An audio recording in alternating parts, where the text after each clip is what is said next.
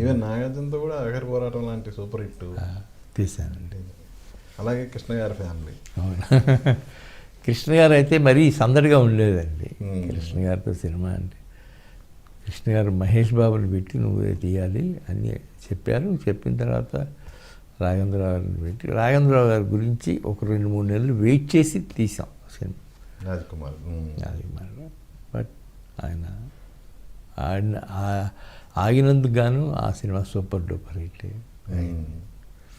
Even అలాగే చిరంజీవి గారు కూడా వాళ్ళ అబ్బాయి లాంచింగ్ మీకే ఇచ్చారు. నాకే ఇచ్చారండి. దాన్ని చూసి చిరంజీవి గారు ఇచ్చారు. అట్లాగే అసలు చిరంజీవి గారు కృష్ణ గారు ఇచ్చిన తర్వాతే అందరూ హీరోలకి నేను అనేవాళ్ళని ఒక బ్యానర్ ఉంది అక్కడ అనేది అంటే ఒక వైజయంతి మూవీస్లో లాంచ్ అయితే ఇక కెరియర్ ఉండదు బ్రాండ్ అయితే వచ్చేసింది. దాన్ని నిలబెట్టుకునే పని చేసాం తప్ప మేము ఎక్కడ డిసప్పాయింట్ చేయలేదండి. అవును, డెఫినెట్గా అంతే కదా సార్. అవును.